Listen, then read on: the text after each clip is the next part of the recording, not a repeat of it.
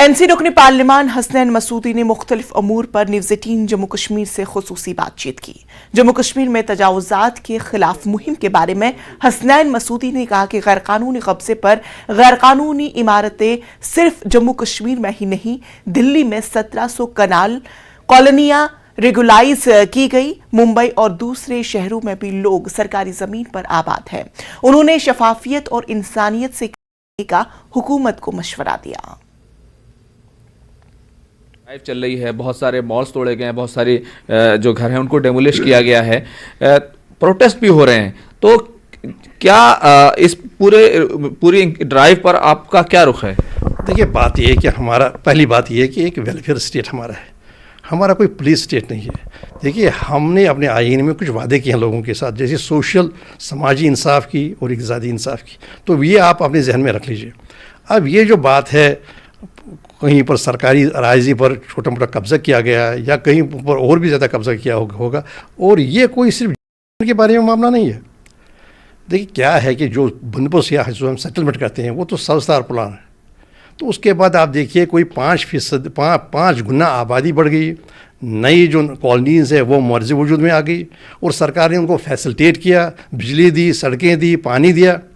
तो जनाब, होना ये चाहिए कि ये पहले ये बात साफ़ होनी चाहिए, सिर्फ जम्मू कश्मीर की बात नहीं है।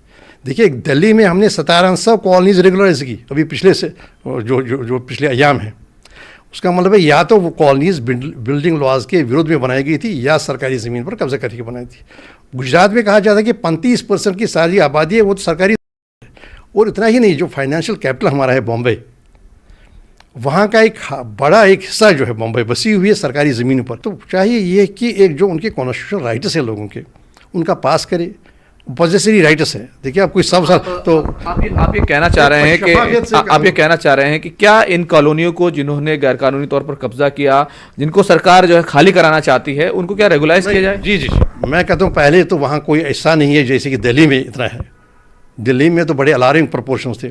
अब कहीं कहीं पर अगर कोई 5 मरले 10 मरले की ज़मीन है जिस पर या तो घर बनाया गया है या तो एक शॉप बनाया गया है या कहीं कहीं अलॉट की गई है डेवलपमेंट अथॉरिटी की तरफ से या म्यूनसिपलिटी की तरफ से या सरकार की तरफ से, तो चाहिए ये कि एक प्रो पीपल एटीट्यूड करके, देखिए ये तो पुलिस स्टेट नहीं है, तो आक्रमण नहीं करना है किसी बस्ती पर किसी जगह, बल्कि जैसे एक प्रो पीपल एक अप्रोच कायम करके शफाफियत के साथ कीजिए। बेस लाइन ये है कि हमारा एक वेलफेयर स्टेट है, आप आवाम की जो है हुकूक है उनका भी पास कीजिए, जो आईनी आपके पास मंडेट है, ऑब्लिगेशंस है, जो जिम्मेदारियाँ आईनी, मैंने कहा कि हमने अपने पेशरफ जो आइन का है उसमें कहा कि समाजी और इक़्तिसादी इंसाफ की हमने वादा किया, वादेबंद है। तो सारे एक ट्रांसपेरेंट तरीके से, और एक तासुर न हो कि आप ये एक हमला हैं, ये कोई हाकिमियत नहीं है कि पहले वाली हाकिमियत है कि नहीं जी हम आवाम के खिलाफ अपना कोई आक्रमण कोई हमला करेंगे। तो मैंने उनसे भी यही किया था कि ये जो ऑर्डर है कि नहीं जी 31 वगैरह, ये आप विड्रॉ करके, अगर कहीं पर आपको लगता है कि वो बहुत बड़ा उल्लंघन हुआ है, बहुत बड़ा कोई समस्या है, तो ट्रांसपेरेंसी के साथ उनको मौका देकर जो भी मुतासिरीन हैं, मुतासिरीन भी अपना पक्ष रखें। त्राल के अमीराबाद